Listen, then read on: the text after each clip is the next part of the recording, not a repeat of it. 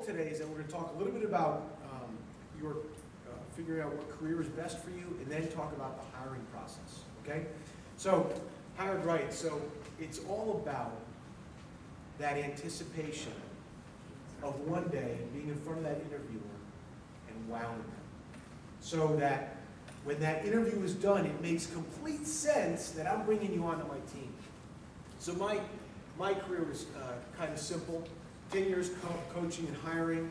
I wrote my first book, Hire on a Whim, which is about the 4 qualities that you have to hire because you cannot teach.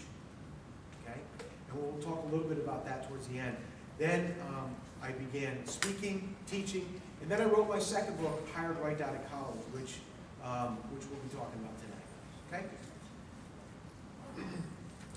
So, why this subject? Why the book?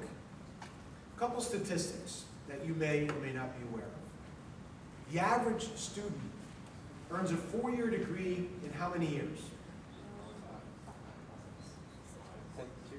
6. Right? It takes the average student about 6 years to earn a 4-year degree. Okay? 70% of students switch majors once.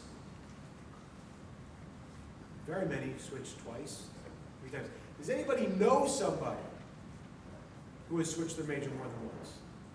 Just a friend of yours, I know. Right? The average 20-something changes jobs every 18 months throughout their 20s. Okay? And only 20% of the people surveyed are working in a field closely related to their job. Now, doesn't this strike you as kind of a little interesting? That we can be spending this much time in school and not be more accurate in terms of where we're going, right? So, indecision at school, indecision at work, and leads to cranky people, right? And there's the 6-year gap, right? And this is where we need help. That 2-year gap. In fact, some of you may have financially set out a 4-year plan to pay for college. What happens if you add 2 years onto that plan? All of a sudden, that college education just got 50% more expensive. Okay? Can we do a better job? And we can, right? So everybody knows who this is, right? Simon. So Simon, just read this. So Simon Cowell is quite funny, I find, when he's in these experiences. Because these people come in front of them, right? And they audition, and what do they think about themselves? What do they think? Right? I'm the best singer, right? And I'm going to win this thing. And if you watch any of those, you know, X Factors or American Idol, if you're like me, you sit and go, oh, this ought to be interesting. And then they open up their mouth, and they begin to sing, and you go, what? Have they never seen the show before?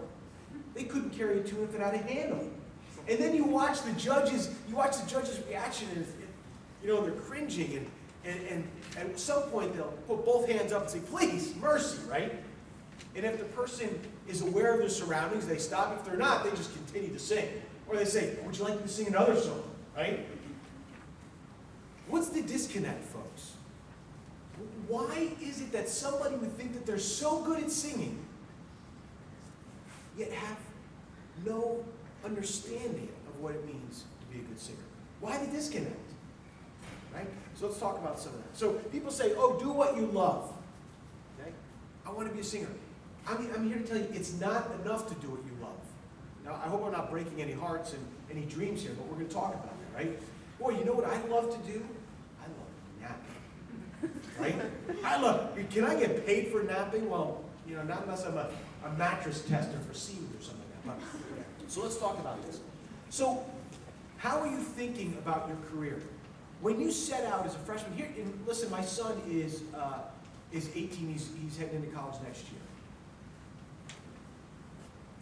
How is he picking his major? How did you pick your major? You're a senior in high school. What do you really know? Right? When I was a senior in high school, you know what I wanted to be? A car mechanic. Not that there's anything wrong with a car mechanic, but it's not what I'm doing today. But you know what? I want to be a car mechanic because you know what my experiences were as a kid? For 2 years? What do you think I did after school for 2 years? I pumped gas, and I worked in a garage. Guess what I wanted to be? Because what were my experiences? That's what they were, right? So what have you based your future on, right? Is it on feelings? I want to save the world, right? I want to save the whales. Right? I want to be productive. I want to matter. That's all good stuff. But here's my question. Is it based on what? What's the next bullet point there? Is it based on what? Evidence. What do I mean by that? Take the American Idol example. Is it based on evidence? Put those two together. Do you have evidence based on where you're going? Right? That's what I want to point you to, right? Is it based on hopes or feelings and interests? Okay, my uncle was an accountant. And lives in a big house, so I want to be an accountant. What? Is that how we pick our career? So we're going to spend a little bit more time talking about how to do that, right?